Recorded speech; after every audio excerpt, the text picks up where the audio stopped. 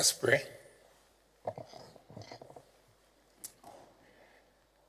God, I beseech thee, Almighty God, members of this honorable house, that they may wisely deliberate for the good of this country and for the glory of thy holy name. Join me in saying the Lord's Prayer, please. Our Father, who art in heaven, hallowed be thy name.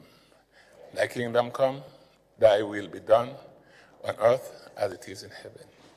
Give us this day our daily bread, and forgive us our trespasses, as we forgive those who trespass against us. And lead us not into temptation, but deliver us from evil. For thine is the kingdom, the power, and the glory, forever and ever. Amen. Pray be seated.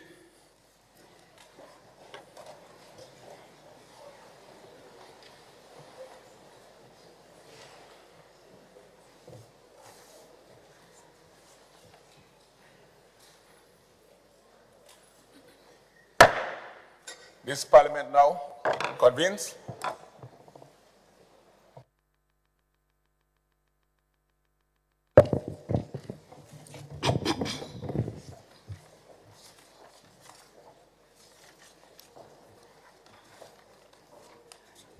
Item 3, oath of allegiance or allegiance or allegiance or allegiance or allegiance or affirmation of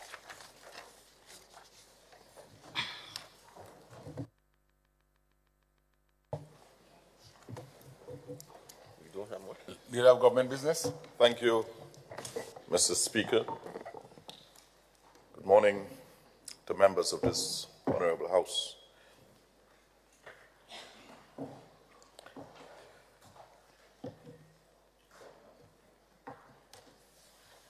I beg to move that the minutes of the proceedings of a sitting of the House of Representatives held at Parliament Chamber, Mount Welldale, St. George's, on Tuesday, the 28th of January, 2025, at 9 a.m., be taken as read.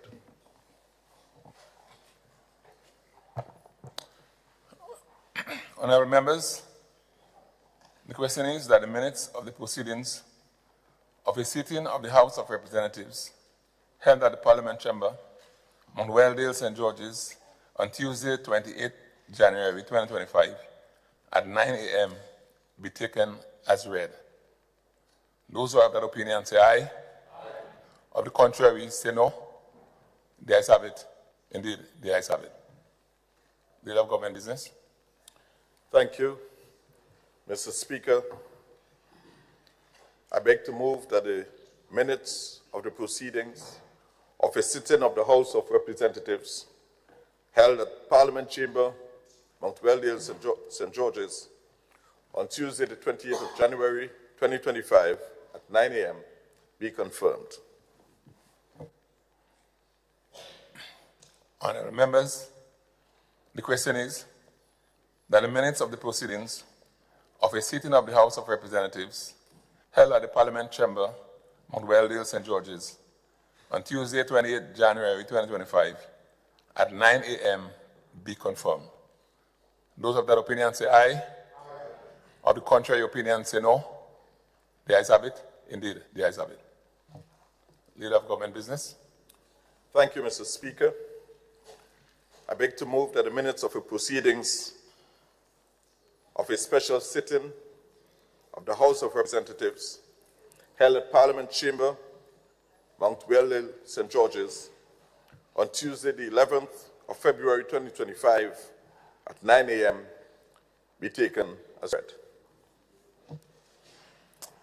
Honorable members, the question is that the minutes of the proceedings of a special sitting of the House of Representatives held at the Parliament Chamber, Mount Welldale, St. George's, on Tuesday, 11th February 2025, at 9 a.m., be taken as read.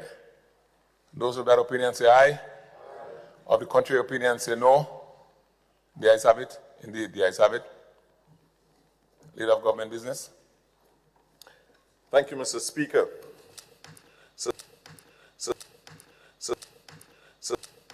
Mr. Speaker, I beg to move of the House of Representatives held at Parliament Chamber, Mount Weldale, St. George's, on Tuesday, the 11th of February, 2025, at 9 a.m.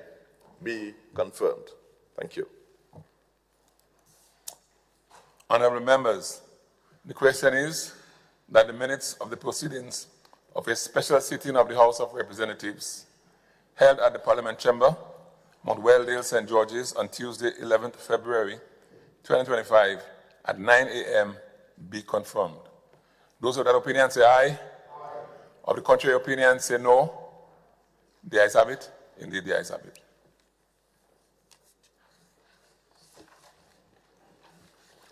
Item 5, messages from the Governor General. Item 6, announcements by Mr. Speaker.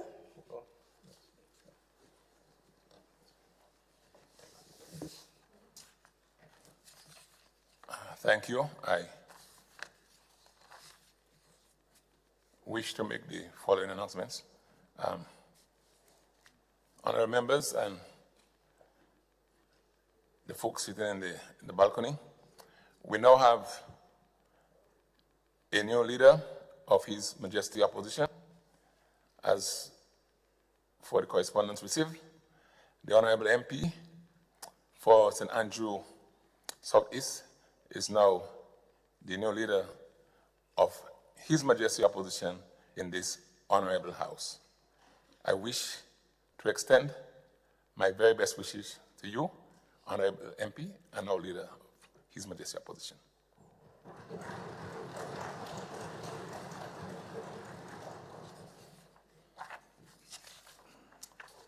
I wish to also say that over the past 2 days and a half, Grenada hosted the Honorable Speaker of the House of Commons, the Canadian Parliament, Honorable Greg Fergus. I know that he left the island this morning to go back to Canada, but we were host to him, and I know he did pay a courtesy call on our Prime Minister and some other entities. His comment to us, not just last evening, but even prior to that, was that Grenada is a wonderful place. And he intends to return to Grenada with his family for an extended vacation.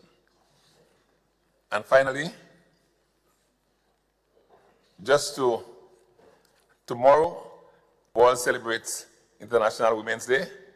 And I want to, at this point, to wish every woman hearing my voice, not just here in the Parliament, but every woman hearing my voice, advance best wishes for International Women's Day. I am also advised that special tokens have been prepared for the women MP in Parliament, right? So you will receive those tokens when the sitting is finished today. I do hope that as the women celebrate tomorrow, that they are given the support of the men in so doing. Those are my announcements.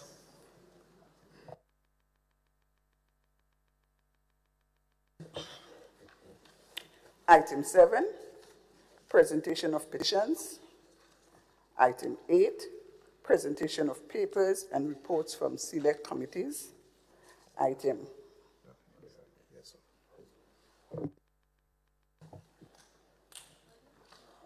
Leader of Government Business. Thank you, Mr. Speaker. Mr. Speaker, I wish to present the following papers and reports from select committees to this Honorable House. Estimates of revenue and expenditure for the year 2025, medium-term economic and fiscal strategy report 2025 to 2027, medium-term debt management strategy 2025 to 2027, annual debt report of 2023, report on the use of CRIF payouts, National Organizing Committee report, 50th Independence Anniversary celebrations, report on Contingency Fund 2024, minutes of the Standing Committee on Finance held on Wednesday, February 19th, 2025. Thank you, Mr. Speaker. Thank you, Honorable Leader of Government Business, honorable members of this House. Those aforementioned report are now laid before the House.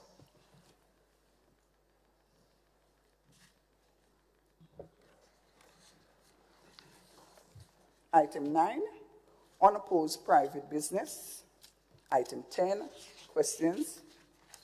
Item 11, urgent questions on the provisions of Standing Order number 20, subsection 1, notice of questions.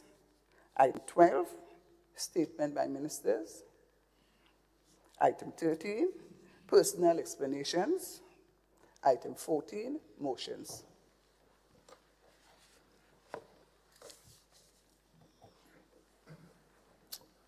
Honorable Minister for Finance.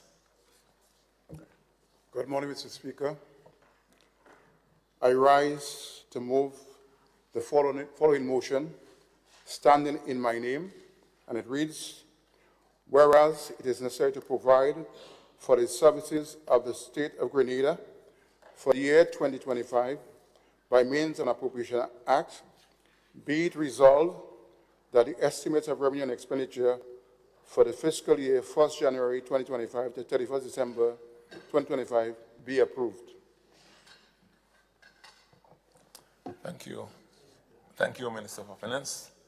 Honorable members, the question is, whereas it is necessary to provide for the services of the State of Grenada for the year 2025 by means of an Appropriation Act, be it resolved that the estimates of revenue and expenditure for the fiscal year 1st January 2025 to 31st December 2025 be approved.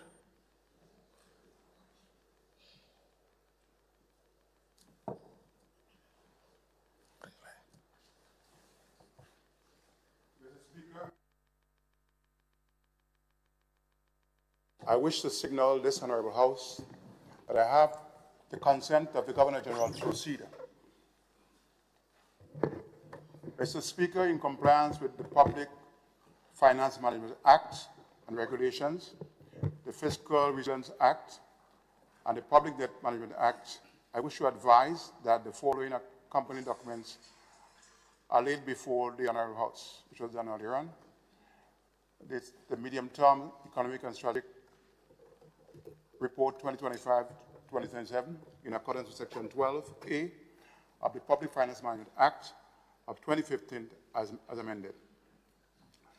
The Medium-Term Debt Management Strategy 2025 to 2027, in accordance with Section 5.1 to 5.3 of the Public Management Act number 28 of 2015 as amended, and the 2023 Annual Debt Report. The following additional reports are laid. Report on the Contingency Fund pursuant to SRNO 42 of 2015, National Transformation Fund Regulations, as amended. Preliminary Financial Report, the 50th Independence Anniversary celebrations, and report on the use of the CRIF payout.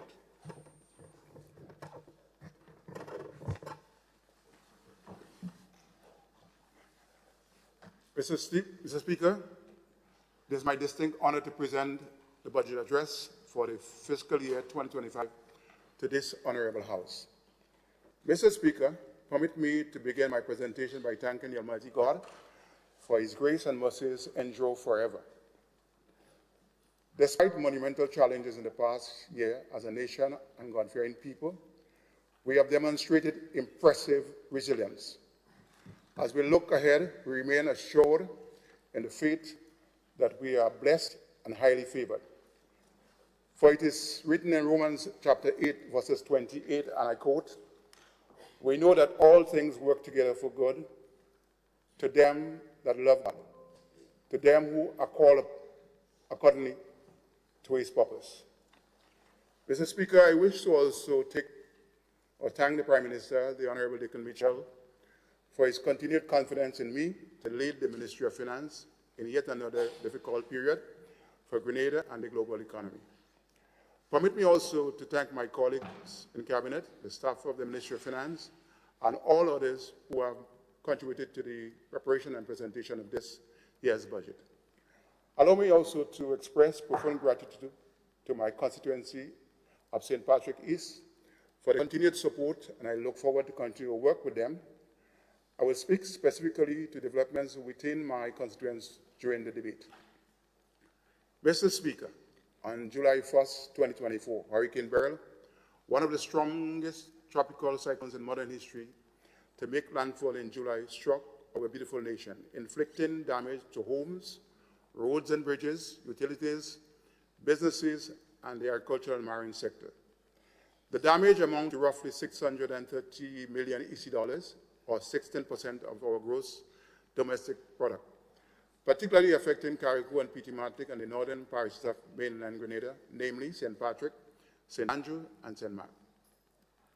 4 months later, in November, unprecedented rain caused major flooding and landslide, further compounding the recovery and reconstruction needs of our beloved country. Mr. Speaker, it is said that the true test of leadership is how one leads in times of crisis. We took decisive and strategic action to shield our citizens from the harsh realities of these disasters. Key interventions include keeping the nation fully abreast of all the preparedness activities, 2, targeting assistance to affected citizens to support recovery and reconstruction, such as tax relief and emergency supplies of building materials, and direct cash transfer to farmers and fisher folks. 3, suspending of the fiscal rules and targets of the Fiscal Resilience Act, pursuant to Section 9, to facilitate immediate, urgent, and critical disaster-related spending. Launching of the Disaster Relief Fund to receive donations in support of a proactive response. As of today's date, $13.3 million has been deposited into the fund,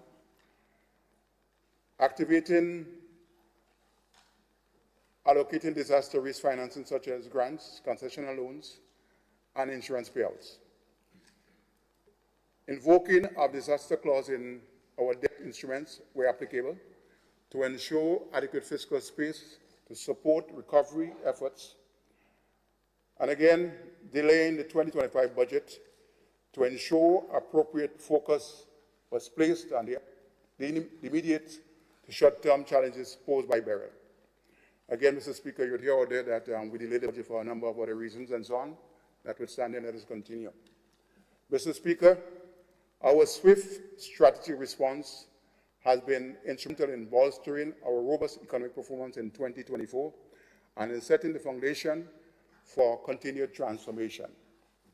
Mr. Speaker, our leadership and composure in the face of disaster have not gone unnoticed. Reputable and international organizations such as the International Monetary Fund and the Caribbean Development Bank have lauded our prudent approach in preparing for and in navigating the relief and recovery of Hurricane Beryl thus far. Mr. Speaker, we owe much of this praise to the significant support of the donor and creditor community, and most critically, to the fortitude and resilience of our people.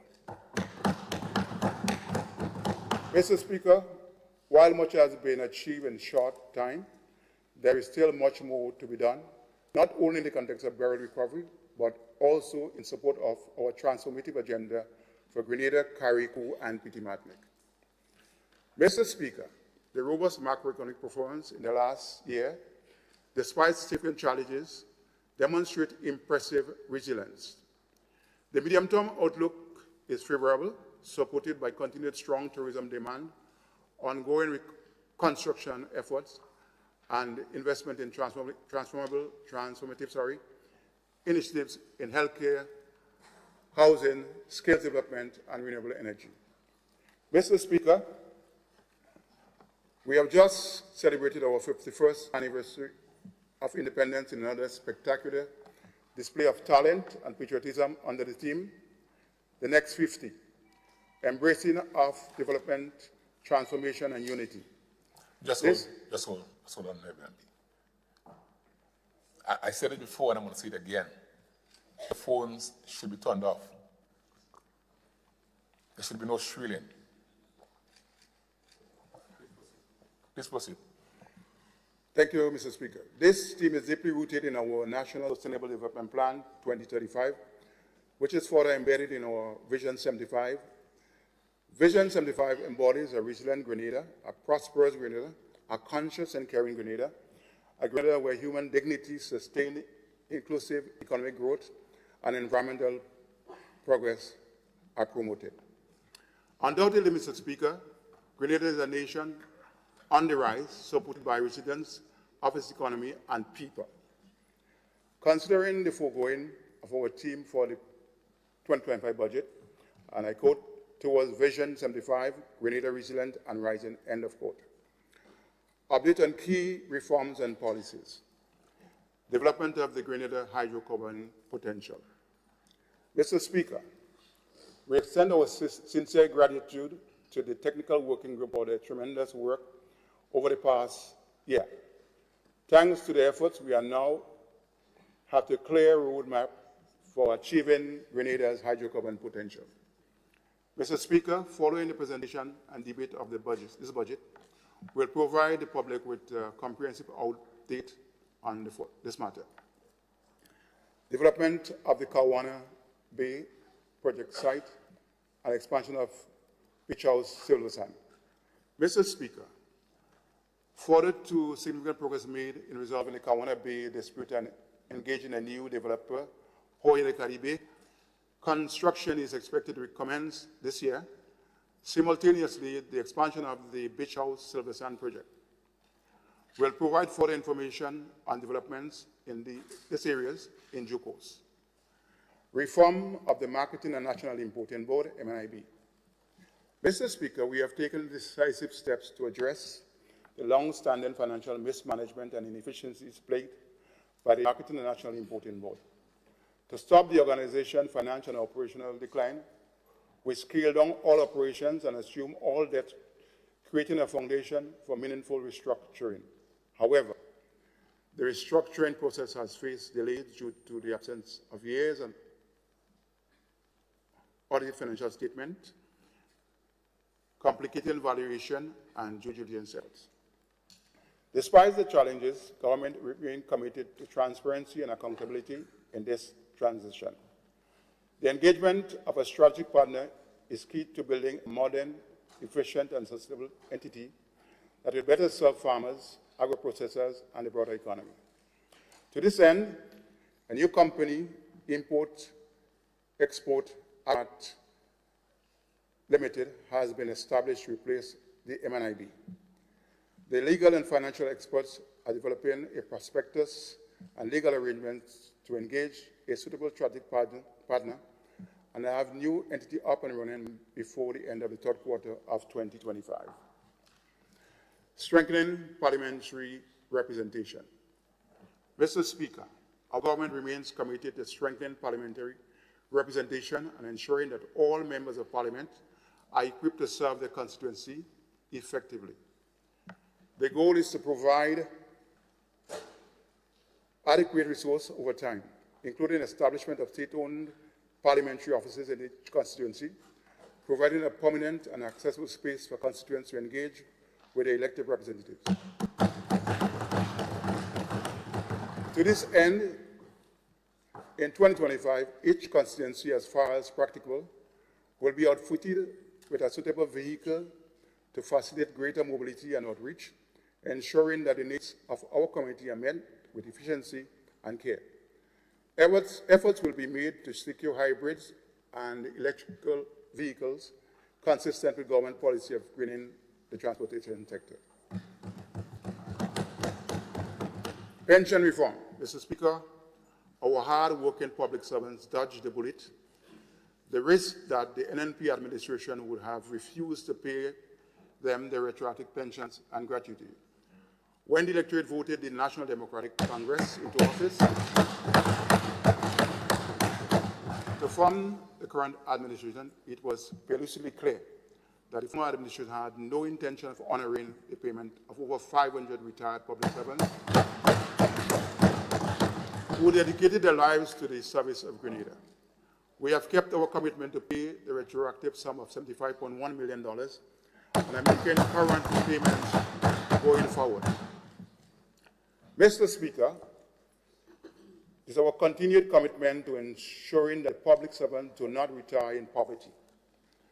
We have enacted a new contributory pension plan to cover our 3,600 government employees who were previously not included under the existing pension arrangement. To secure the years of service, a sum of $11.3 million representing 100% of past service due is provided for in this budget. This initiative ensures that all government workers can now look forward to living out their golden years in a secure and comfortable state because they are now part of a retirement plan. Mr. Speaker, reinforces to pledge the livelihoods of both current and retired public servants. Public sector regularization. Mr. Speaker, regularization of the public service is progressing steadily. Phase 1 targeted 300 temporary officers on probation, officers on assignment, and officers holding acting appointment has surpassed the target with some 455 officers confirmed. Phase 2, which targets approximately 1,262 workers holding PSC contracts, government renewal contracts, ministries letter, and daily paid instruments, is being processed. Some 1,100 officers will be regularized by April 2025. In addition, 224 teachers are also being processed for regularization by the end of March 2025. This will bring the total number of officers regularized to the end of April 2025 to 1,779. Phase 3, which targets some 3,316 workers holding contracts for service and the ministry needs to consider for regulation by December 2025, is on schedule. A total of $22.7 million is budgeted to cover the additional costs of the regularization exercise. Pay and grade adjustment, Royal Grenada Police Force. Mr. Speaker, our government is pleased to announce the resolution of the long-standing and painful issue of pay and grade adjustment for the hard-working and dedicated men and women of the Royal Grenada Police Force. A legacy of neglect by the former administration. The adjustment is effective 1st January 2025 and will cost an estimated $6.5 million, positively impacting over 1,000 members of the RPPF. Mr. Speaker, the average increase in pay for police constables is estimated at $750.74 per month. This is the fulfillment of yet another promise to our people, a testament of our caring and truthful government. Strong fiscal management. Mr. Speaker, Hurricane Beryl has tested the robustness of our disaster resilience financing strategy, and we can draw important parallels between this government and the former administration on this important subject. Our commitment to the payment of the CRIF premiums when the former administration was contemplating withdrawing from a facility, a potential disastrous decision. Thankfully, this administration stayed the course and expanded coverage for CRIF to include Grenmek and Nawassa, and we considered Hurricane Beryl impact a few months ago our decision to stay the course has resulted in CRIF payout of 44 million over 180 million into the Treasury. The payout for the CRIF includes, but is not limited to, immediate post-event repairs to public buildings and physical infrastructure, that's roads, bridges, hospitals, schools, $15.8 million. Repairs to infrastructure for communities, that's housing, community centers, etc., $15.7 million. Purchase of food and water and medication includes for individuals include $3 million. Risk mitigation activities to reduce vulnerability to future and natural hazard events, $13.5 million. Payment to persons in support of their livelihood, example, farmers, fishermen, $31.3 million. Burial income support program and relocation of elderly citizens due to damage elder care facilities, some $14.5 million. Business reactivation, $25 million. A more detailed report on the use of the CRIF payouts is laid together with the 2025 appropriation bill. The prudent decision to expand CRIF to our utilities resulting in a significant payout to Grenlec of $9.3 million and NAWASA of US $2.2 million to support the quick restoration of power and water in affected areas. The actual set aside of 10% of National Transformation Fund receipts into the contingency fund for a rainy day fund to support recovery in the event of a major economic shock. As of 1st, 2024, the fund balance stood at $44.9 million. Mr. Speaker, the government has decided not to access this fund to finance burial activities. While the former government heavily criticized our decision to reduce the percentage of the set-aside of 40% to 10%, they did not put a dollar into the fund since the law was passed by them many months ago. And finally, Mr. Speaker, we did not have to impose a reconstruction levy on the backs of ordinary Grenadians to fund the rebuilding of the Grenada economy post-burial. Mr. Speaker, we have talked of deficit, of borrowings, of poor fiscal management. One only has to look back to the 3 years or so post-Hurricane Ivan to see deficit, financial shortfalls, and new burdens and tax in the name of shared sacrifice, and compare this to our response to Hurricane Beryl. Macroeconomic and social context. Mr. Speaker, I now turn to the macroeconomic and social context in which the 2025 budget is presented. Mr. Speaker, the 2025 budget is set against a complex macroeconomic drawback shaped by domestic and external factors. Robust economic performance in 2024 despite the devastating impact of a major hurricane underscores Grenada's growing resilience. The near-term outlook is also favorable. Real GDP is forecasted to grow by 4.1% in 2025, driven by continued tourism demand and post-burial reconstruction activities, following the 3.7% realized in 2024. Mr. Speaker, consumer price declined in 2024 from the highest levels experienced in 2023, held by government policy to keep prices down, including removal of VAT on basic food and other essential items and electricity and petroleum price subsidies. That notwithstanding, food inflation, although declining, remained unacceptably higher than overall inflation. Period average over inflation is forecasted to remain low and stable at around 0.9% over the medium term. Mr. Speaker, labor conditions have remained stable with a consistently low employment rate of around 12% in the last 2 to 3 years. With continued buoyant economic expansion in 2025, the unemployment rate is forecasted to decline further. Mr. Speaker, unprecedented citizenship by investment inflows and the CRIF insurance payout bolstered government fiscal position in 2024. A primary surplus of $432.9 million, or 11.3% of GDP, was realized in spite of extraordinary spending on account of Hurricane Beryl. Mr. Speaker, to continue this resilient recovery of Grenada economy, the fiscal rules and targets of the Fiscal Resilience Act will be further suspended in 2025 to allow for increased rehabilitation and reconstruction spending.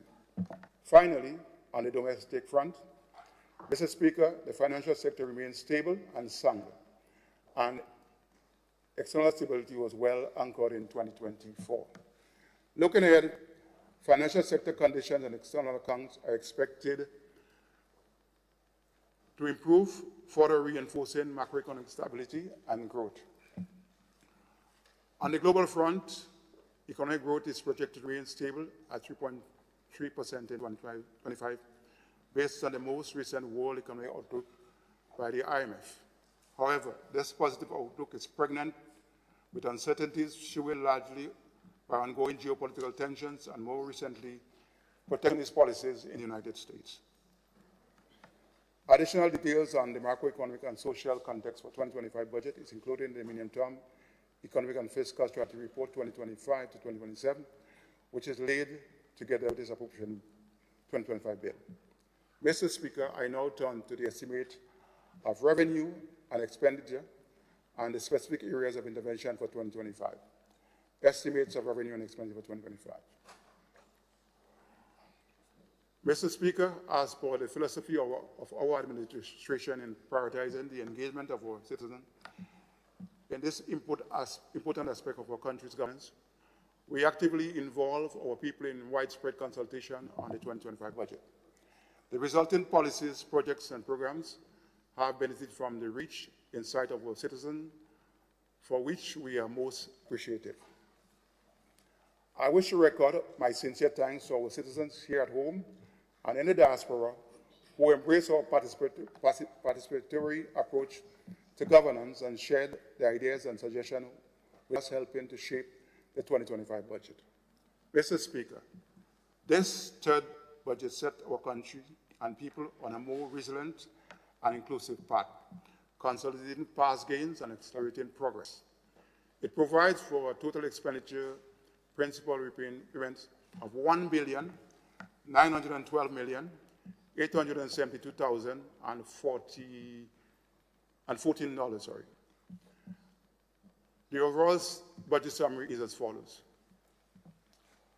Recurrent revenue, $1,192.5 million. Total grants, $72.5 million. Recurrent expenditure, $1,105.9 million. Capital expenditure, $496.5 million.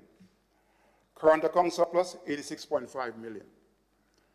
Principal repayment, that's amortization, EC $310.5 million. Primary deficit after grants, $208.6 million. Overall deficit after grant, $337.4 million. Mr. Speaker, while the rules and tax of the Fiscal Resilience Act merits further suspension in 2025, in light of the ongoing recovery and reconstruction post-Hurricane Beryl, our government is committed to fiscal prudence and a return to fiscal rules and tax once it is not harmful to macroeconomic stability to do so.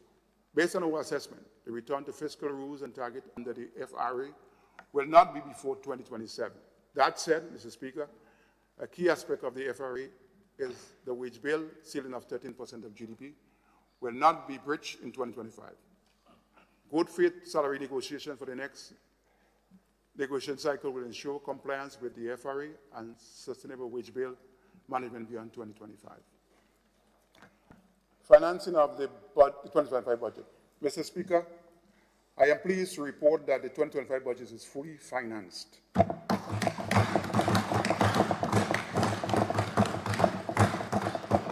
Of note, the overall deficit of $337.4 million will be largely financed from drawdowns from some $287.3 million of government deposits held in the consolidated fund.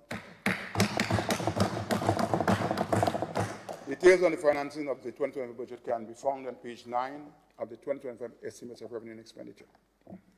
Thematic areas. Mr. Speaker, I now turn to the specific area of intention underpinning the 2025 budget, aimed at strengthening resilience of our economy and accelerating high, sustained, inclusive growth and development. These interventions will be presented on the 4 broad thematic areas, namely the resilient recovery in the aftermath of Hurricane Beryl, accelerating our transformative agenda in healthcare, housing, education, and skill development and renewable energy transition, expanding and diversifying our productive base and investing in cross-cutting areas, rebuilding smarter after Beryl. Mr. Speaker, a deliberate and strategic approach has been taken to not only replace lost or damaged infrastructure and livelihoods, but to build back better. Mr. Speaker, in response to Hurricane Beryl, we have so far pumped in excess of $100 million into the hands of ordinary Grenadians in the form of cash grants, building materials or roof repairs, construction of new homes, business reactivation support, the farm labor and input support, among other critical needs. Mr. Speaker, in all our efforts, build resilience was at the forefront of our interventions. Today, significant progress has been made in rebuilding our country and restoring lives and livelihoods in more resilient and sustainable way. We have built resilience houses for low-income and vulnerable families. We provided material assistance as well as tax relief to homeowners who suffered level 1 and 2 or minor to moderate damage to help restore. Through strategic partnerships, we have secured some 47 prefabricated houses from our less fortunate citizens. To support livelihoods in agriculture and marine sector, cash grants, other forms of direct support have been provided to some 4,862 farmers and 279 fishing folks. The support to rebuild of our economy of Carriacou and Petit-Matic as of January 22nd, 2025, 49 grants amounting to $700 million, 0.7 million and 49 loans with total value of $2.1 million have been provided thus far. Through Project Pristine, we have largely restored the natural beauty of the Sister Isles and massive cleanup of the land and marine environment. We have made significant investment in Grenada Solid Waste Management Authority to transform waste disposal and management and achieve environmental sustainability going forward. So far, $20.7 million have been expended on Project Pristine and equipment upgrade for Grenada Solid Waste Management Authority. We have rehabilitated and restored critical public infrastructure, including roads and bridges, the Princess Royal Hospital medical facilities, schools, police stations, government offices. Despite the substantial progress in such a short period, Mr. Speaker, the road to full recovery is still a long and arduous one. Our government empathizes with our teachers and students, our public servants, our homeowners, our businesses, and ordinary Grenadians, who are still with the harsh realities of Beryl. We remain committed to providing the necessary support for as long as necessary to build a better and more resilient society, accelerating our transformation agenda. Mr. Speaker, the people of Grenada voted for transformation, a pivot from the failed and visionless policies of the former administration. Our bold visionary policies to transform our nation is taking root. Many of our people are talking about Project Polaris, our new hospital project. Project 500, our innovative housing solution. Project Skills, our laser-focused plan of upskilling and retooling our workforce with relevant skills, especially our young people. And Project Renewable Energy, aimed at energy security and lowering the cost of energy. Mr. Speaker, our people once more are hopeful and are beginning to see a bright future ahead.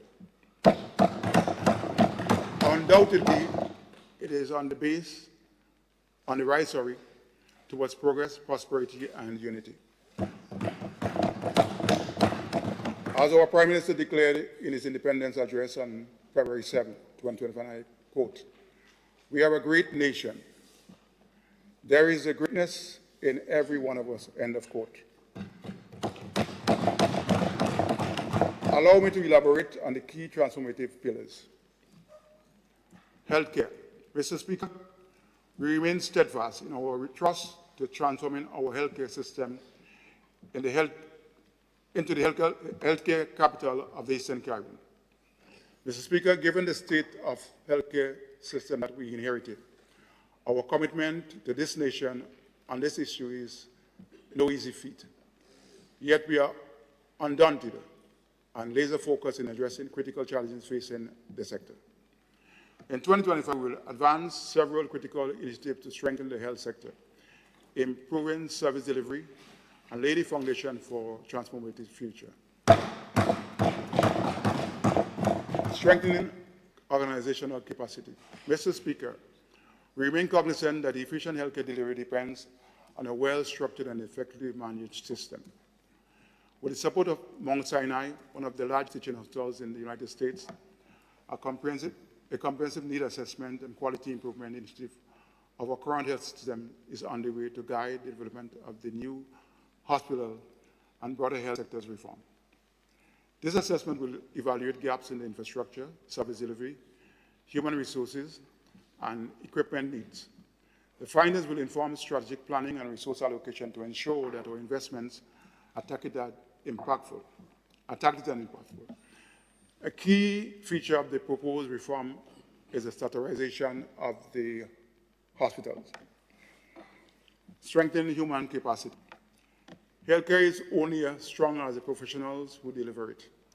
In 2025, we will implement strategic measures to address critical human resource gap in the sector.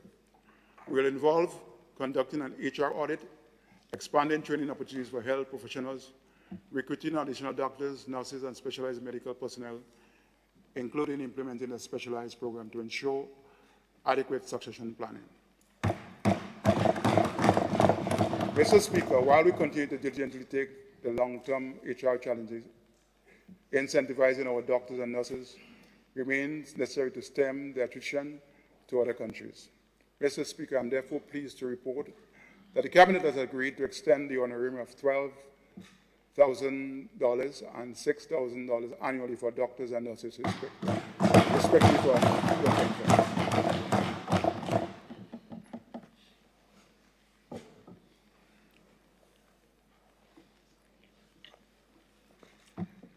Advancing Project Polaris. Mr. Speaker, one of the most transformative initiatives on our healthcare agenda is the construction of a new state-of-the-art hospital. The hospital will be designed to offer a higher standard of care, expanded specialty services, and improved diagnostic capabilities. In 2025, we'll focus on finalizing key aspects of the design and financing with the aim of breaking ground on the Hopevale site for the first half of 2026. An amount of $23.6 million has been allocated for this project in 2025. Additionally, the Cabinet has approved the establishment of a special fund at the Eastern Caribbean Central Bank, into which a sum of $25 million is to be deposited as government contribution towards the overall financing of this project. Furthermore, a small percentage of all NTF receipts will be put aside monthly, commencing June 2025, and finalizing the legal requirements to support the smooth transition to the new hospital once completed. National health insurance, expanding access and affordability. Mr. Speaker, ensuring equitable access to the healthcare remains a priority of this administration. To this end, national health insurance is on the utmost priority. Regrettably, after many years, there is very little in terms of progress. That said, we are not interested in pointing fingers and ascribing blame on this game-changing initiative in transforming our health sector. This government simply committed to our fellow citizens, and I quote, "We will get the job done," end of quote. In 2025, we will advance the legislative and institutional framework needed for the implementation of the national insurance. This will include finalizing the coverage model, engaging stakeholders, and launching public awareness initiatives to ensure smooth implementation. An allocation of $2.4 million is made in this project under Vote 20. Strengthen mental health and wellness. Mr. Speaker, mental health and wellness is an integral part of this government health strategy. To this end, a new Ministry of Mental Health, Wellness and Religious Affairs has been created to give greater focus and strategic importance to these portfolios. In 2025, we are committed to expanding access to mental health services, reducing stigma and integration of mental health support into primary health care. Additionally, we would focus on strengthening the infrastructure of our mental health facilities to provide a more patient-centered approach, including the state-of-the-art construction of the Marigold Rehabilitation Center. The combined allocation for the Ministry of Health and the Ministry of Mental Health and Wellness, Religious Affairs, is $171.3 million. Transforming education and skill development. Mr. Speaker, the foundation of any prosperous nation is a strong and resilient education system. Our government remains steadfast in its commitment to ensuring that our citizens, especially the youth, has access to quality education and skill needed to thrive in an evolving global economy. Building on yet another year of solid progress in the education sector, we will strengthen our effort on increasing, enhancing, and expanding technical and vocational training, upgrading schools' infrastructure, technology, and education financing. Increase access to education. Mr. Speaker, to reduce the financial barriers to learning, we introduced free tuition for students up to the tertiary level at the T.A. Marisha College and the New Life Organization. This historic initiative saved our hard-working parents and guardians in excess of $1 million and saw a record enrollment of students in these institutions. An amount of $1.5 million is allocated for the continuation of the free tuition program in 2025. Added to this, Mr. Speaker, our government is pleased to introduce a new bus transportation pilot aimed at providing a safe and reliable transportation system for the future men and women of our country. The 6-month pilot, costing $0.8 million, will be offered free to students, but thereafter will be a cost-sharing formula when this initiative is implemented island-wide. Furthermore, government will continue to pursue scholarships opportunities for thousands of Grenadians, locally, regionally, and internationally. Our inaugural first-generation scholarship program is in collaboration with Monroe University, which targets a university graduate in every home. Is clear testimony of our commitment in this regard. Free hot meal programs. Mr. Speaker, we are committed to ensuring that no child goes hungry at our primary and secondary school. To this end, we implemented a free hot meal program that provides free nutritious meals to all students. This investment in our children's health will continue to improve concentration, reduce absenteeism, and support families facing financial strain. An amount of $5 million is allocated for the continuation of the free hot meal programs in 2025. Transforming infrastructure. Mr. Speaker, we are cognizant of the fact that some of our teachers and students are operating in less than suitable conditions. Hurricane Beryl exacerbated a school infrastructure system that was largely in a state of disrepair. We empathize with them and continue to thank them for their patience and understanding as we work to address the problems that are left unattended for many, many years. We are committed to building and maintaining modern and safe learning environments to support quality learning. In 2025, we are making an unprecedented investment in school infrastructure with plans to begin construction of several new schools, rehabilitate existing facilities, and retrofit math and science labs across the country.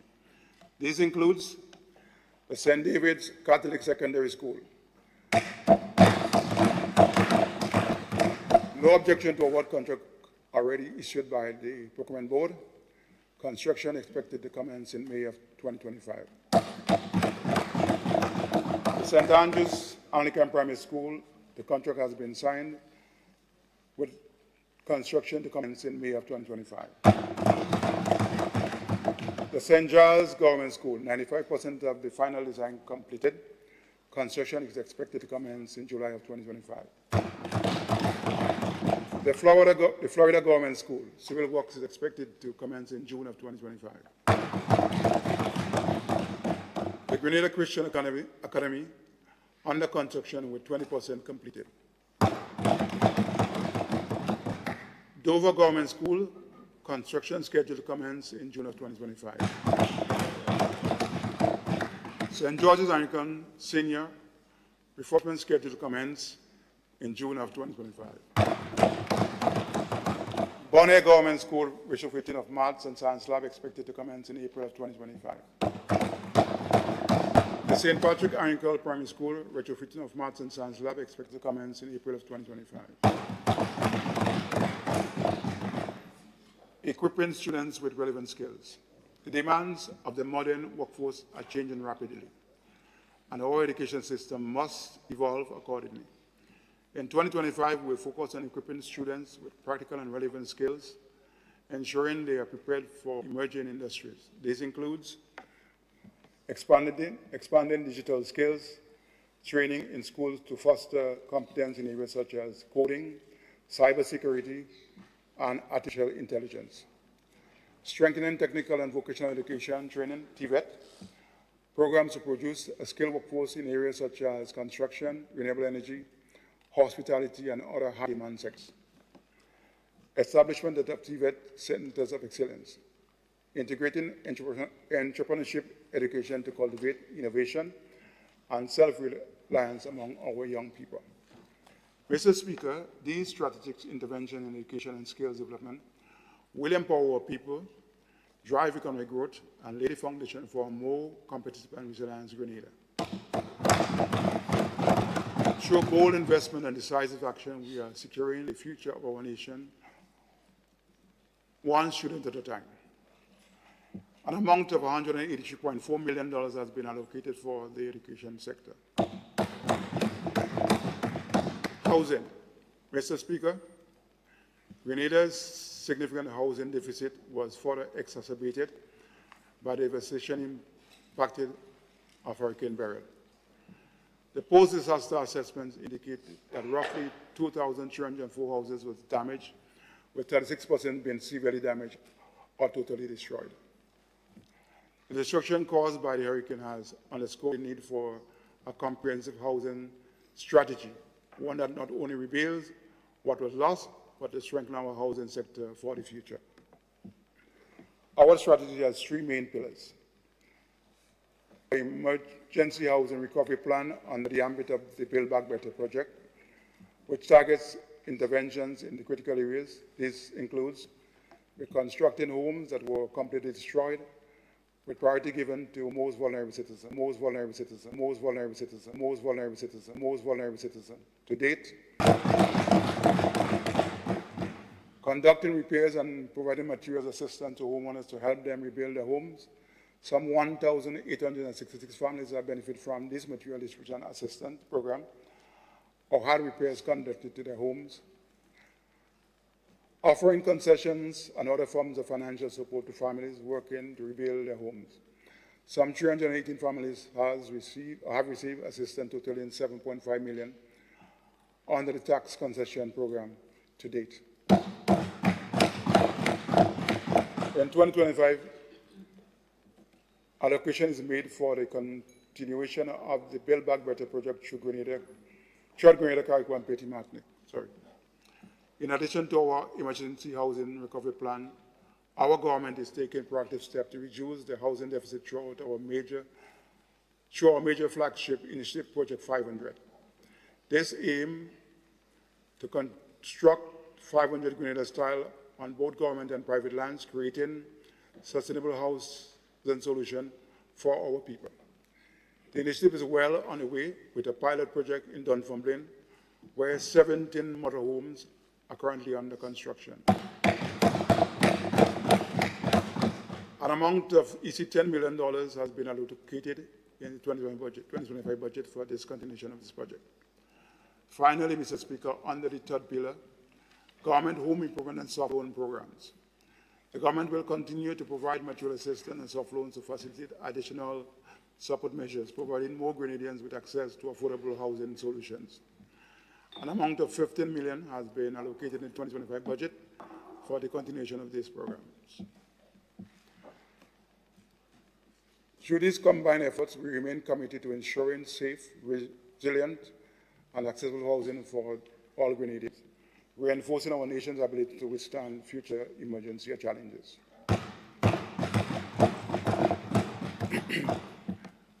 Renewable energy transition. In 2025, we will redouble our efforts geared towards supporting the diversification of our energy mix in the electricity sector and greening the transportation sector, with the goal of achieving energy security, lowering the cost of energy, and reducing our carbon footprint. Supporting electricity transitioning. Mr. Speaker, the Government of Grenada is actively pursuing all viable opportunities to transition our energy sector through the development of solar photovoltaic system, geothermal energy, and wind power. This commitment aligns with our national energy policy and our broader goal of achieving energy security, reducing dependence on fossil fuels and building resilience in the face of climate change.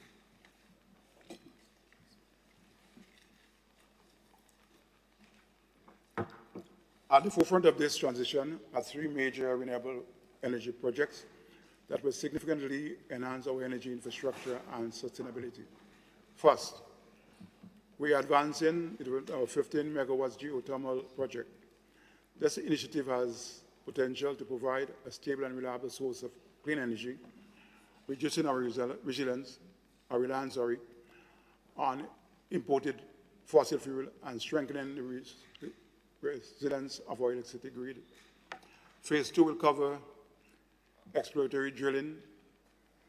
It's currently underway, and we will remain committed to unlocking Grenada's geothermal potential. Mr. Speaker, I wish to place on record my sincere thanks to the United Kingdom government for the generous donation of $10 million towards the important project. An amount of $3.6 million is allocated for this project in 2025. Second, the government is facilitating the establishment of a solar PV system at the Maurice Bishop International Airport as a utility-scale independent power producer project.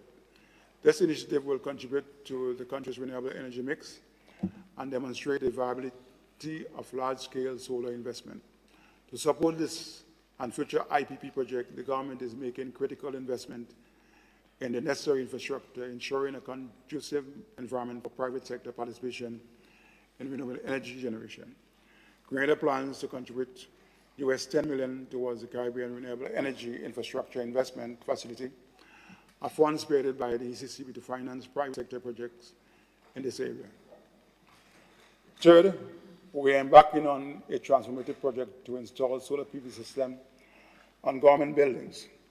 This initiative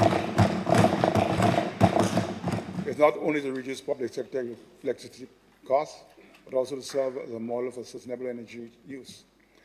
Importantly, the project includes critical upgrades to the national transmission and distribution network, along with battery storage solution to enhance grid stability and accommodate increased renewable energy generation. Mr. Speaker, this project is funded through the grant and concessional loans from the World Bank, the Caribbean Development Bank, and the Clean Energy Technology Fund, and will be executed jointly with GRENLEC. An amount of $1.6 million is allocated for the rollout of this project in 2025. Okay. Mr. Speaker, these projects underscore our government's commitment to clean energy future. By expanding renewable energy generation, modernizing our infrastructure, and fostering private sector participation, we are laying the foundation for a more sustainable and energy secure Grenada.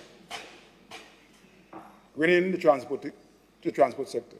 Mr. Speaker, to accelerate the transition to a greener transport sector, the government will build on existing measures such as the removal of duties and taxes on renewable energy vehicles.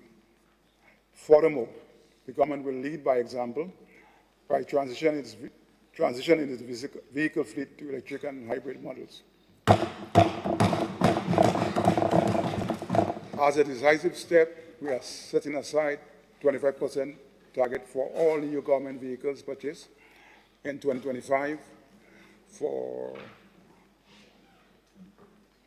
be either electric or hybrid, reinforcing our commitment to sustainability, expanding and diversifying our economic base. Mr. Speaker, a robust economy delivering sustainable jobs is the bedrock of our thriving society. Through solid economic management, innovative policies, and sustained investment in both existing and emerging sectors, we are committed to transforming our economy, ensuring that our people not only adapt to the changes of tomorrow, but thrive in an ever-evolving global landscape. Our strategy places strong emphasis on private sector-led growth, complemented by proactive government policies that create an enabling environment for businesses and entrepreneurs to succeed. This collaborative framework will drive the development across key sectors, strengthening resilience and unlocking new opportunities in sectors such as agriculture, tourism, the digital and blue economy, agricultural food security and nutrition security. Mr. Speaker, agriculture remains a cornerstone for our economy, and our vision to modernize and expand the sector for greater productivity, sustainability, and food security. Our vision for this sector was dealt a major blow in July of last year. The impact resulted in untold hardship for our farmers and fisher folks, who saw their lives and livelihoods upended yet another natural disaster. In the wake of this disaster, the government acted swiftly to provide much-needed relief. Through the emergency response plan, we invested roughly $32 million in income support, farm labor support, and farm input assistance, helping farmers, fisher folks regain stability and begin the recovery process. But our work does not stop there. In 2025, we are deepening our commitment to revitalizing agriculture through strategic interventions that will build resilience, enhance productivity, and drive long-term growth. An allocation of $32.4 million has been made in the 2025 estimates to fund various projects in agriculture.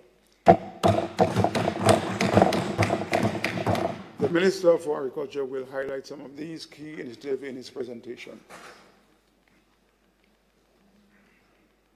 Tourism, creative economy, and culture. Mr. Speaker, tourism is one of the main pillars of Grenada's economy, providing thousands of jobs and contributing significantly to GDP. Thankfully, the sector was largely untouched during the passage of Hurricane Beryl and was primarily responsible for the robust economic performance in 2024. Notwithstanding the strong rebound of the sector in the post-COVID-19 period and its significant contribution to employment and GDP, much more needs to be done to harness the full potential of the sector. Mr. Speaker, our government is committed to realization of the full potential of the sector through targeted interventions. To this end, it is imperative that we fully integrate and leverage the potential of the creative economy and cultural industries, both of which are intrinsically linked to our tourism project. In 2025, as a first step, we have made a portfolio realignment by bringing the portfolios of tourism, creative economy, and culture under one umbrella to exploit synergies and show up opportunities.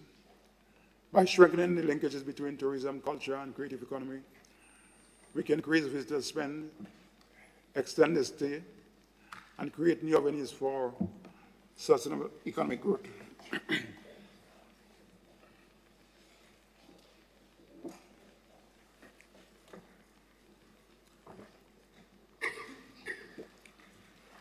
In 2025, the focus will be on traveling, expanding LF, product enhancement, and expanding the Creative Industries Fund, and growing of our festivals. An allocation of $37.4 million has been made in the 2025 budget to fund various policies, projects, and programs in support of the integration of tourism sector, the creative economy, and culture. The blue economy and marine affairs. Mr. Speaker, Grenada's marine and coastal resources offer significant opportunity for economic growth, environmental conservation, and community resilience. To harness this asset sustainably, the government has established the Ministry of the Blue Economy and Marine Affairs to drive an inclusive and transformative agenda. The government aims to position Grenada as a regional and global leader in sustainable ocean-based development, leveraging strategic investment and sound policies and strong partnership to promote economic diversification, climate resilience, and innovation while enhancing livelihoods.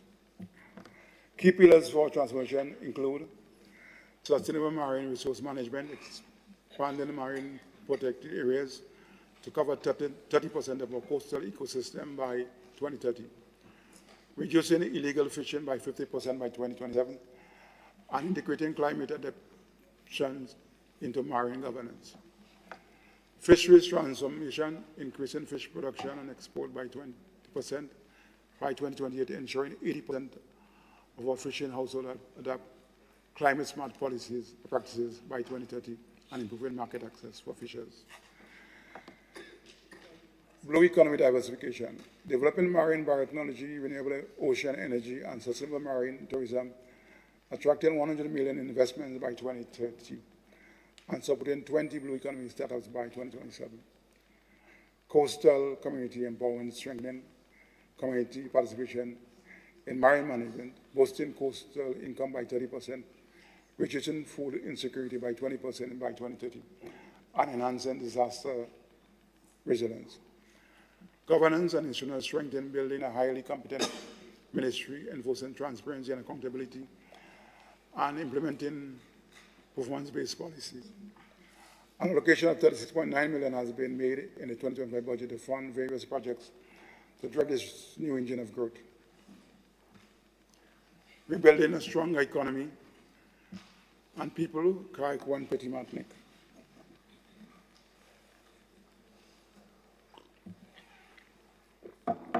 Mr. Speaker, one of the most defining moments of our nation's recent history occurred on July 1st, 2024, when Hurricane Beryl ravaged Carriacou, leaving widespread destruction in its wake.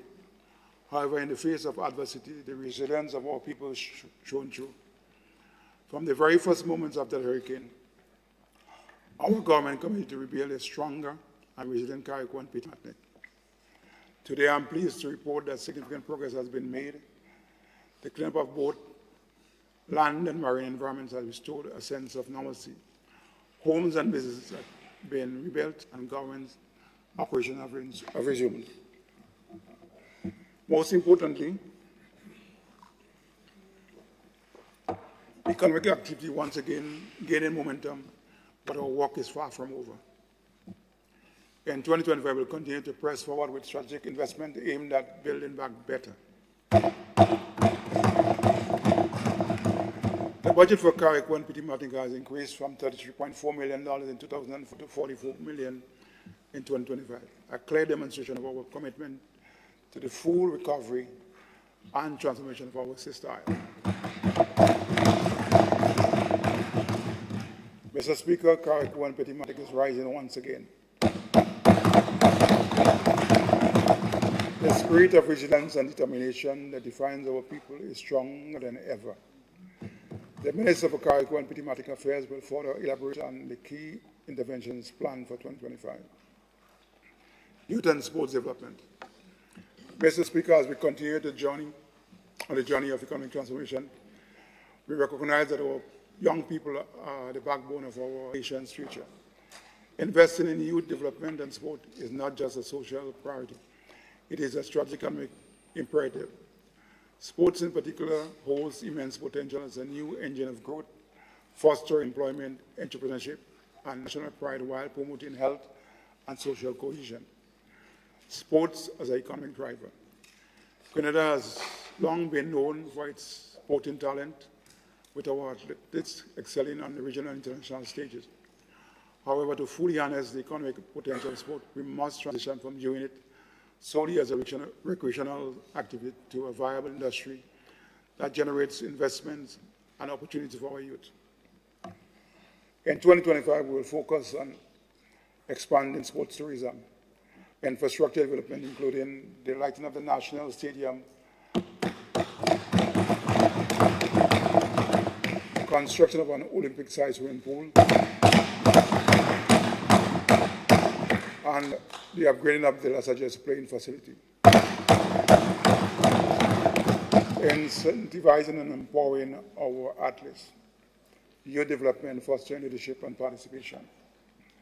Beyond sports, our young people must be actively engaged in shaping the future of Grenada. We are committed to ensuring that participation in all spheres of national development. Key initiatives for 2025 include Youth Parliament, strengthening platform for young people to engage in governance, policy making, and national dialogue. Skill development program, expanding training beyond traditional skills to include digital economy skills, entrepreneurship and innovation, ensuring our youth are equipped for the jobs of the future. Youth economic inclusion, providing funding, mentorship, and networking opportunities to help young entrepreneurs establish a business or businesses in agriculture, sports, technology, and other emerging industries.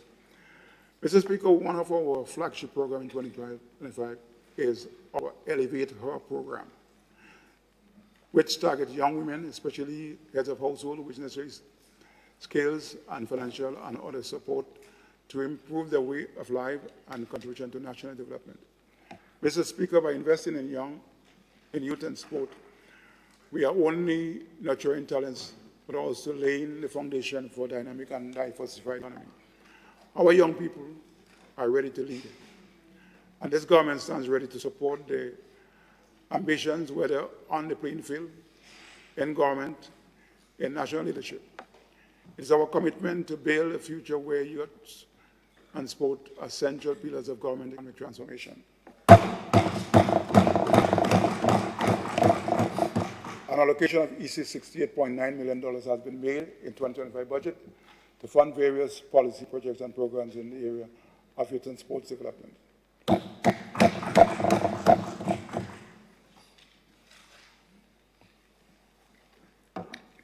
Digital transformation. Mr. Speaker, our vision to transform Grenada not only as a connoisseur of digital technology, but as a creator is taking shape. In just over 2.5 years, we have achieved the following among other major accomplishments. We have digitized the application process for passports and are on the verge of digitizing other certificates such as birth certificates and other government services, thereby reducing the time and cost for accessing these services. We have digitized the application process for pension life certificates renewal. That will be a very important thing for the pensioners. Expand the network of free wireless access points in every community, school, government office, tourism site, and recreational parks.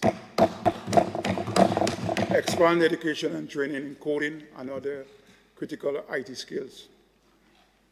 Launch phase 1 of the Digital Workforce Initiative in collaboration with Cyber Nations Canada to provide international recognized cybersecurity training and certification and work opportunities. May I remind everyone, Mr. Speaker, that Grenada under the former administration held the position of ICT lead for CARICOM for many years, with nothing to show for it. Mr. Speaker, make that make sense. Mr. Speaker, in 2025, the focus will be on establishing a digital transformation agency and further reinforcing the foundations of our digital economy. More information on our achievements and detailed plan for digital transformation will be provided during the budget debate.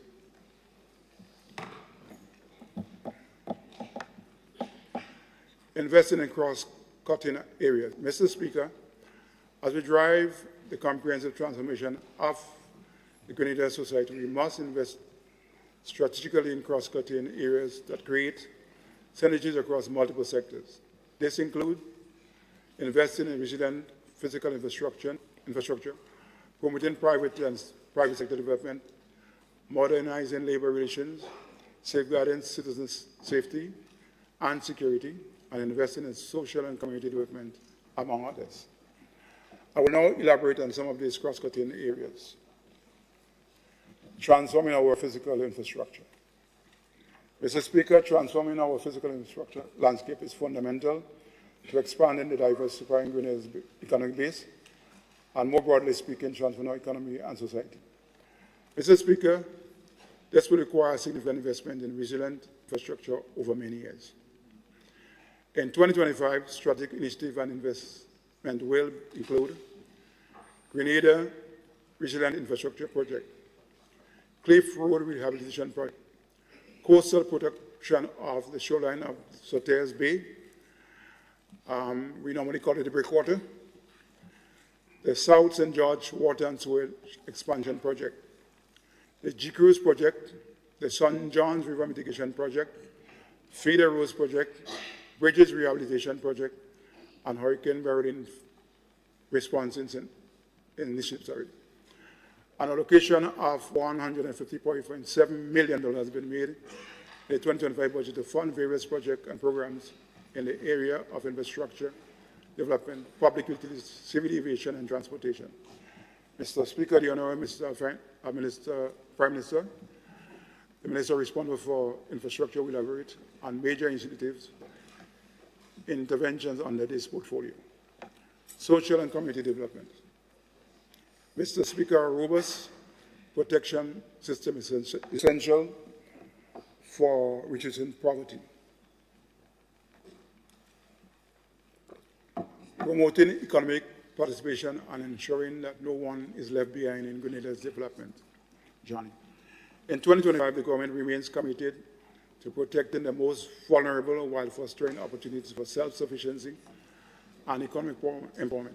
Building on these significant progress made, including the strengthening of the National Insurance Scheme, the introduction of Permanent Unemployment Insurance Benefit Program, and the better targeting of our support for education, empowerment, development, the SADE. Key initiatives for 2025 include continued support for the SADE program with enhancement to ensure that greater efficiency and impact for beneficiaries. Continuation of the multi-project for the elderly. Mr. Speaker, it is also committed to foster resilient communities through investments in community infrastructure and grassroots. Furthermore, government will continue to support policies and programs that promote gender inclusivity and equality. As we are one day away from the universal celebration of International Women's Day 2025, we reaffirm our dedication to advancing the rights and opportunities of our women and girls in the state of Grenada, ensuring the full participation in our national development. Permit me, Mr. Speaker, to wish our women a happy International Women's Day. An allocation of $85.1 million has been made in the 2025 budget to fund various policy projects and programs in the area of social and community development and gender affairs. Mobilization, implementation, and transformation. Mr. Speaker, the Ministry of Mobilization, Implementation and Transformation, MIT, was established to enhance coordination with the government and improve the execution of policies, programs, and projects.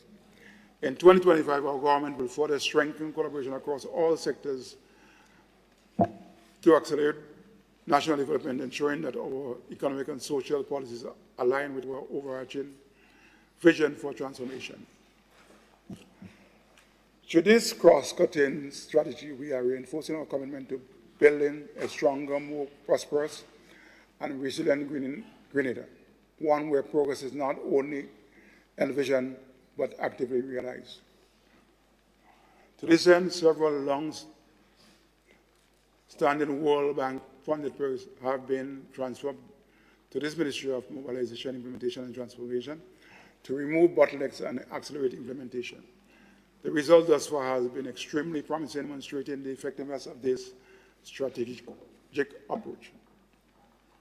An allocation of EC 47.8 million has been made in the 2025 budget to support the implementation of key policies and initiatives, ensuring sustained progress towards national development goals.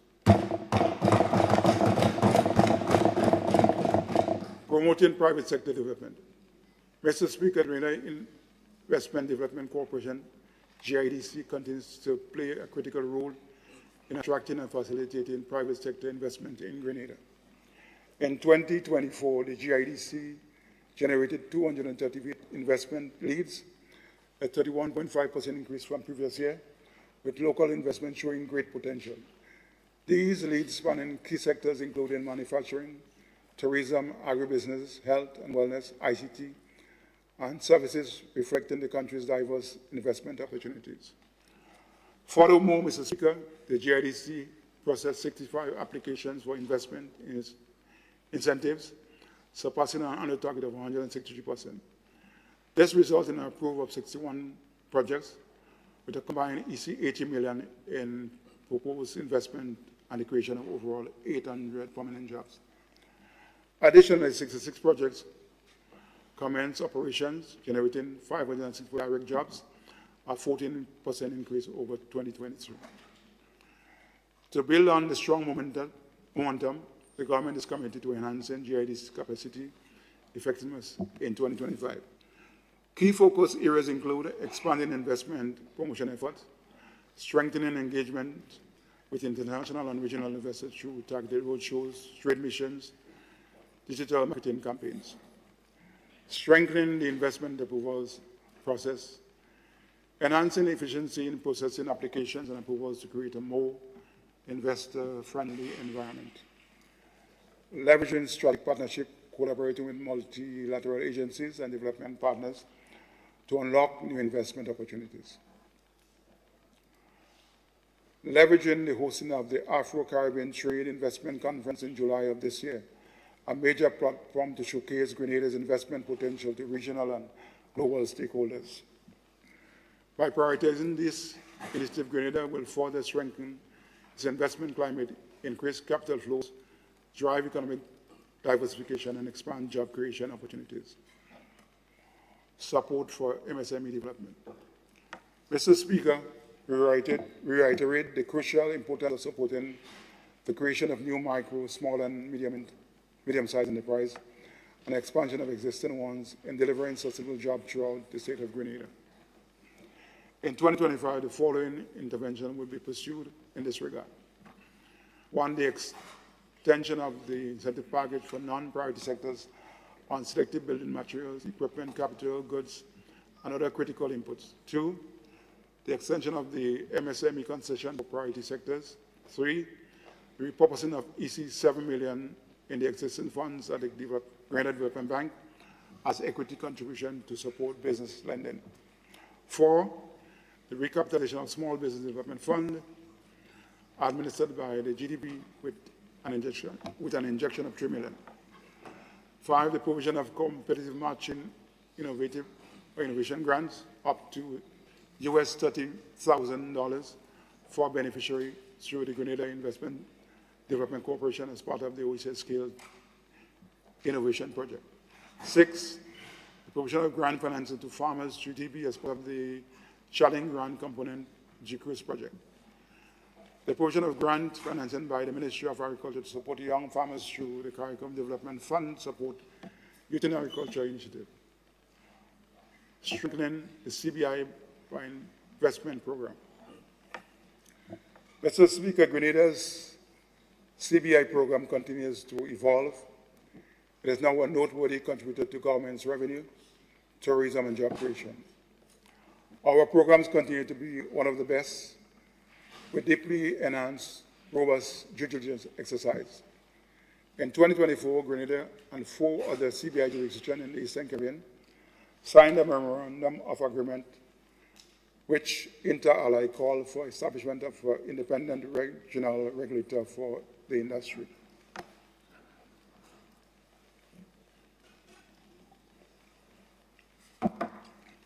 Legislative drafting and consultation have commenced with a plan, to have the independent regional regulator operated by mid-2026.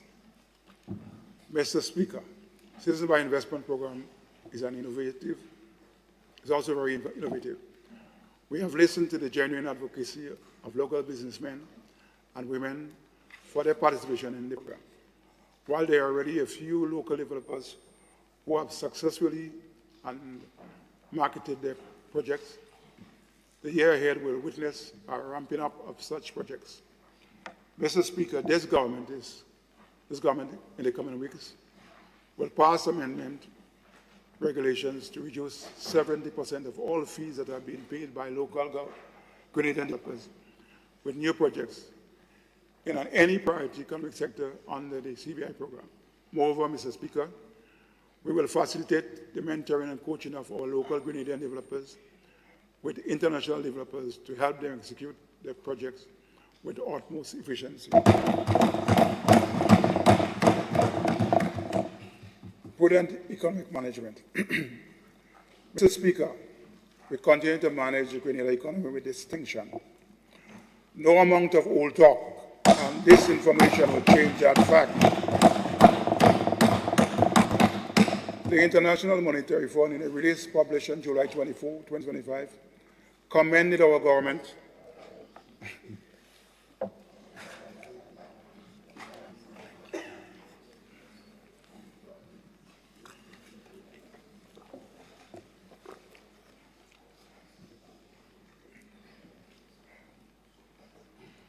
in a release published on July 2025, commended our government for the excellent and stewardship of the economy. This is the third commendation in a row. Moreover, they lauded our decisive and strategic handling of the Hurricane Beryl. Mr. Speaker, other reputable and international organizations have expressed similar sentiments. This speaks volumes, Mr. Speaker, about our ability to lead, not only in times of calm, but also in times of crisis. Building on our strong record of fiscal discipline, aggressive resource mobilization, and prudent debt management, we will press ahead with ambitious reforms to maintain economic stability and build resilience towards achieving robust, sustained, and inclusive growth. Modernization, labor relations. Mr. Speaker, we remain steadfast in our commitment to modernize labor relations to ensure that the needs of both the employer and employees are met. As promised, we met our commitment to workers by addressing the minimum wage, a matter of zero significance for the former administration.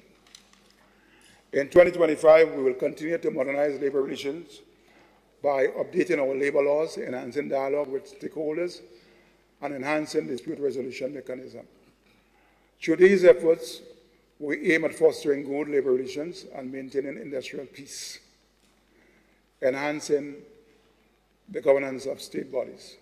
Mr. Speaker, we are continuing to make good progress in strengthening the governance and fiscal management of public institutions. As I speak, 125 directors have completed the Directors' Education and Accreditation Program at the Corporate Governance Institute of Canada, facilitated by the Eastern Caribbean Securities Exchange. Further, Mr. Speaker, we have issued a governance and fiscal management handbook for public sector institutions, which aims to bring about clear guidance on how they should operate within the legal, fiscal, and governance framework provided by various legislative instruments and best practice. Mr. Speaker, we are all aware of the legacy of the former administration regarding oversight of statutory bodies and state-owned enterprise, so I spare you the details here. National Security, Home Affairs, information, and disaster management.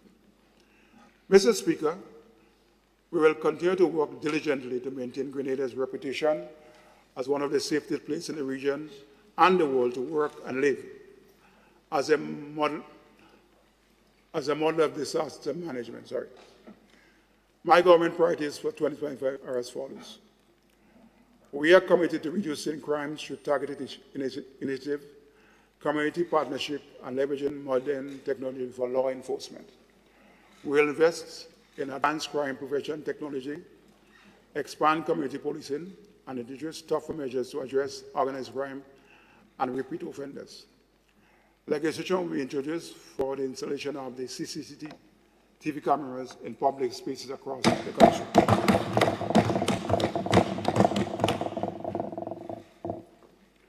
We will remain steadfast in the efforts to enhance the working conditions of the Royal Grenada Police Force and His Majesty's Prison to ensure greater efficiency and effectiveness in maintaining law and order.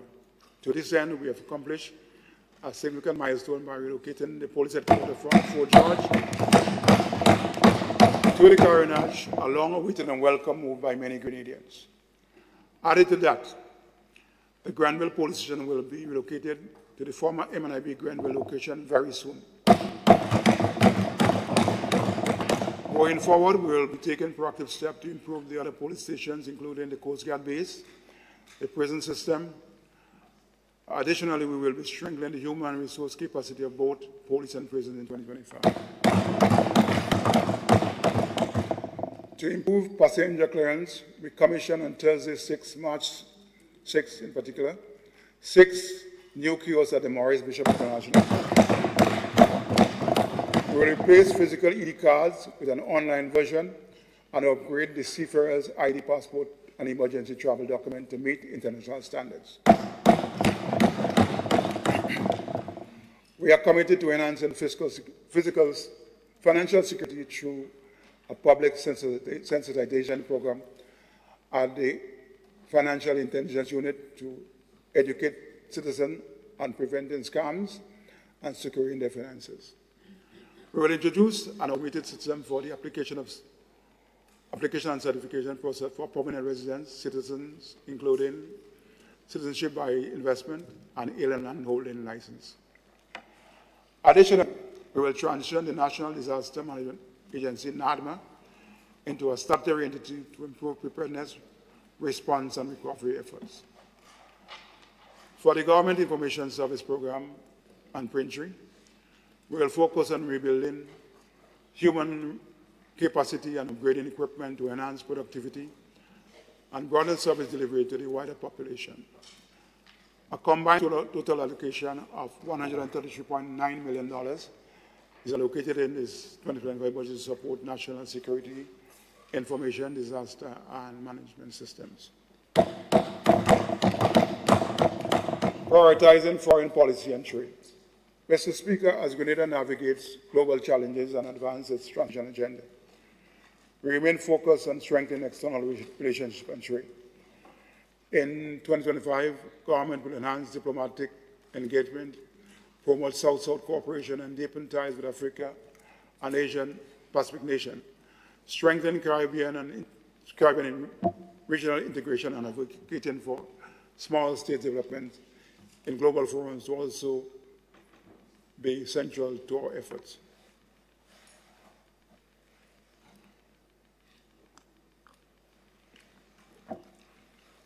In the area of trade, the government will enhance trade and export facilitation by reducing barriers, improving export readiness, and supporting value-added production. Focus will be placed on streamlining processes, leveraging trade agreements, trade promotion, and providing technical assistance, particularly in agriculture and manufacturing. An amount of $23.5 million has been allocated in the 2025 budget to support foreign policy and trade. Economic reforms. Mr. Speaker, this budget is responsive to the near-term challenge as well as the long-term development needs of our nation. In this section, I will elaborate on the reform of existing policies to enhance long-term growth and competitiveness and relief measures to reduce the impact of inflation on the population.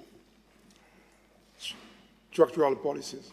Mr. Speaker, to support our transformative agenda, the following structural reforms will be implemented in 2025. 1, development and implementation of a policy on the procurement, maintenance, and disposal of government vehicles.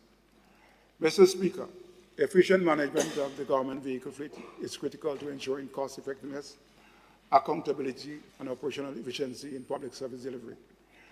To address long outstanding challenges related to vehicle acquisition, maintenance, and disposal, the government is advancing comprehensive policy reform.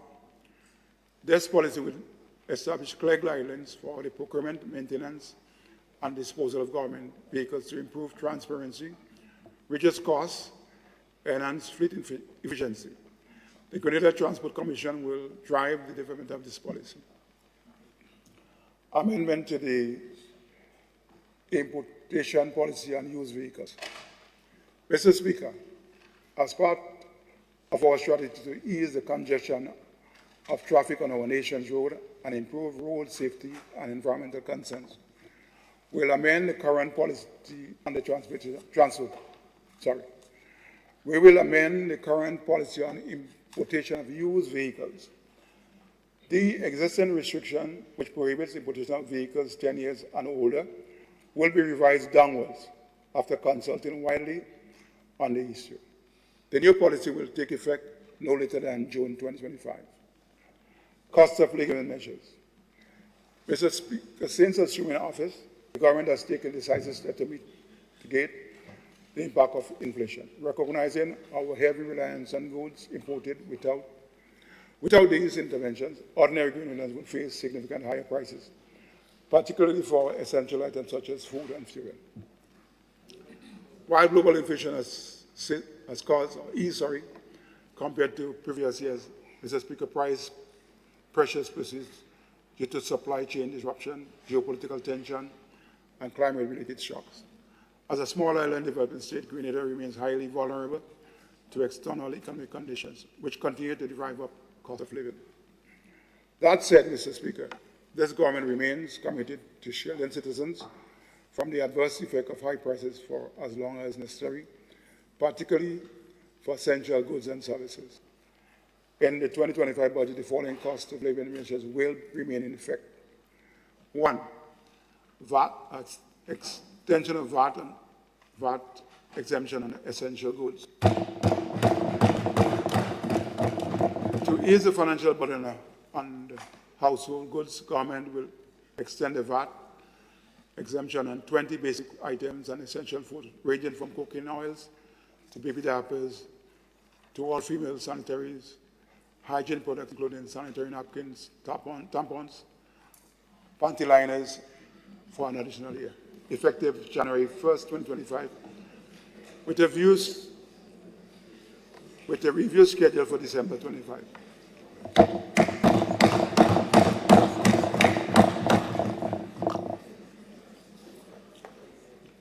The full list of items can be found in Appendix 2. The estimated revenue foregone for these measures is $3.1 million. Mr. Speaker, while we had intended to further protect consumers by placing these items under formal price control for monitoring by the Consumer Affairs Division, this step was not completed in 2024. However, we remain fully committed to implementing these measures in the near term to prevent price gouging and ensure that savings reach the consumers. Maintaining the fixed price on cooking gas. The government will continue to cap the price on the 20-pound gas cylinder at $40, helping to cushion households from fluctuations in global energy prices. The estimated revenue foregone in this measure will be $2 million. 3, reduction in petrol tax. To mitigate the impact of high fuel costs, government will maintain the reduced petrol tax at $3.50 per gallon instead of the $5.50 per gallon on duty-paid sales. This measure alone is expected to result in $26.9 million in foregone revenue. electricity subsidy for low-consumption households. To support low-income households, government will maintain the $10 monthly electricity subsidy for all residential consumers using up to 99 kilowatts per month at an estimated cost of $3 million. The following new cost of living measures will be introduced. Public transport subsidy. Mr. Speaker, our bus fares, which are regulated by the government, have not increased over a decade. That said, our bus operators are faced with high and rising operational costs, are legitimately seeking an increase in bus fares. Recognizing the impact of an increase in bus fare on the population, government is introducing a public transportation subsidy to support bus operators and maintain affordability for commuters. Through this initiative, the government, through the Grenada Transport Commission, will provide direct subsidy to registered bus operators to help offset the increasing cost of fuel and maintenance. This measure is designed to subsidize operation expenses and in turn maintain the current regulated bus fares, preventing undue financial burden on the traveling public. The annual cost of the subsidy is estimated at $12 million. Mr. Speaker, in total, this targeted relief package represents an investment of over $47 million, a 75% increase over 2024 in direct support to Grenadian households. These measures underscore our commitment to protecting the most vulnerable while balancing our need for long-term fiscal stability. As global economic conditions evolve, we will continue to monitor external developments and take proactive steps to safeguard our people from economic shocks. Conclusion. Mr. Speaker, as we reflect on our journey through 2024, we stand as a testament to resilience, determination, unwavering commitment to the people of Grenada, Carriacou, and Petite Martinique. Despite the trials of Hurricane Barry and the excessive rains in November, we do not falter. Instead, we rose to the occasion, delivering on our promises and securing a brighter future for our people. Indeed, we have demonstrated that we are a government at work, promises made, promises kept. Our nation has witnessed the fulfillment of long overdue reform, from long minimum wage adjustment to the historic implementation of the contributory pension plan. We have empowered our youth through digital skills training, increased wages for our e-money workers, and ensured that no child goes hungry in our schools. Our economic growth has remained strong, investor confidence unwavering, and our people are finding opportunities to thrive. But, Mr. Speaker, even as we celebrate these achievements, we remain mindful that our work is not done. We press forward knowing that our strength and wisdom come not from ourselves alone, but from the Almighty God. For, as Philippians 4:13 reminds us, open quote, I can do all things through Christ who strengthens me. We remain humbled by this responsibility, fully aware that to whom much is given, much is required. Luke 12:48. We are called not only to govern, but also to serve, ensuring that no one is left behind, from our children to our youth to our elderly. As we look ahead to the next 25 years, we call on our Grenadians to unite in the spirit of nation building and collective progress. For as Proverbs 29:18 states, where there is no vision, the people perish. Our vision is clear, a resilient rising Grenada, one that stands firm on the foundation of equity, prosperity, and sustainable development. Mr. Speaker, let us move forward in unity, putting Grenada first in all that we do. Let us build a legacy worthy of future generations, ensuring that we leave behind is greater than what we inherited.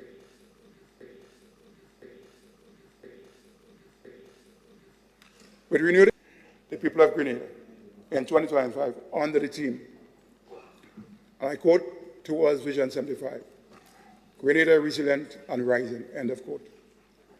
May God bless Grenada, Carriacou, and Petit Martinique. Let us unite, let us build, let us rise. Acknowledgements. Mr. Speaker, it would be remiss of me if I did not take this opportunity to thank all our friends and partners who have helped us through our journey. As you can appreciate, our list of acknowledgement is extremely long. Therefore, a detailed listing can be found in Appendix 3 of this statement. Permit me, however, to mention just a few. We cannot thank enough our Creator. Allow me to reiterate sincere gratitude to the Prime Minister and my cabinet colleagues, who have a great team of men and women who love Grenada and are committed to serving you. I wish to also thank all those who contributed to the preparation and presentation of the 2025 budget and accompanying documents, including the staff of the various ministries, departments, statutory bodies, state-owned enterprises, and other public officers.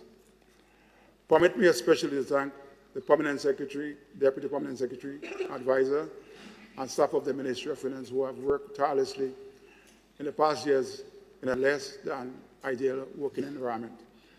I must mention the Attorney General and our staff, the Cabinet Secretary, the Director of GIS, and staff, the Press Secretary, and many others who played various roles in budget preparation and presentation process. I wish to record my thanks to you, Mr. Speaker, and the Clerk of Parliament and his staff who have given me full support in facilitating delivery of my presentation. Mr. Speaker, finally, allow me to reiterate my appreciation to my constituent of St. Patrick East for their support and confidence in my representation in this honorable House. Thank you, and may God continue to bless you, or bless us all.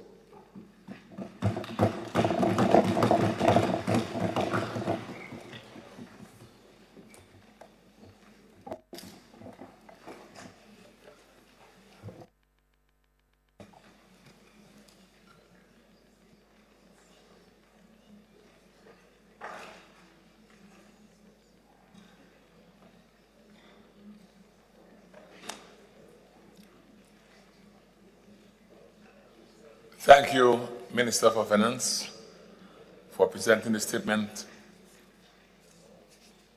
of revenue and expenditure to this honorable House.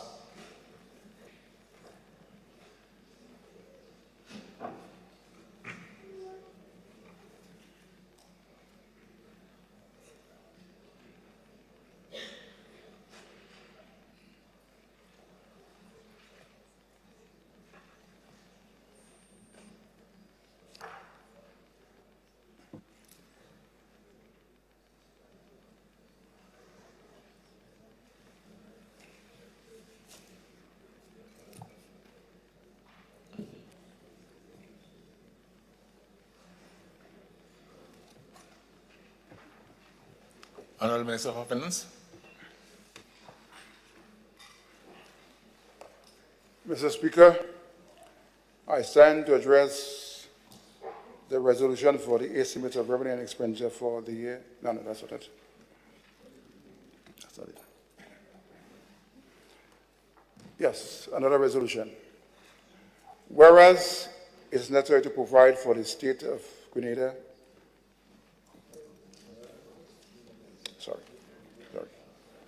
This up here. Yes, resolution for the purpose of Section 9.5 of the Fiscal Resilience Act, number 11 of 2023.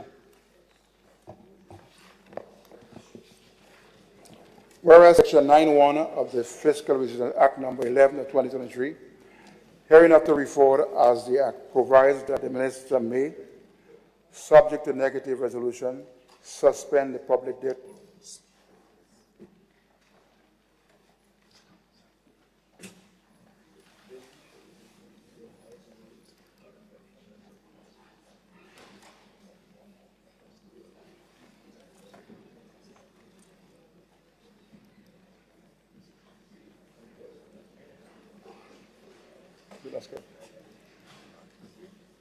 Honorable Minister of Finance. Yes, please resume your seat. You have government business? Thank you, Mr. Speaker. Mr. Speaker, I beg to move that this Honorable House be adjourned until Monday, March 10th 11. at 9 a.m. in the forenoon. Thank you. Honorable members, the question is that this Honorable House be adjourned until Monday, March 11 at 9 a.m. in the forenoon. Mr. Speaker, with your leave, a point of correction, March 10, not 11. Oh, before me, I'm seeing 10. I'm seeing 11. Thank you. So let me just take the question again, honorable members. The question is that Honorable House be adjourned until Monday, March 10 at 9 a.m. in the forenoon. Those of that opinion say aye. Aye.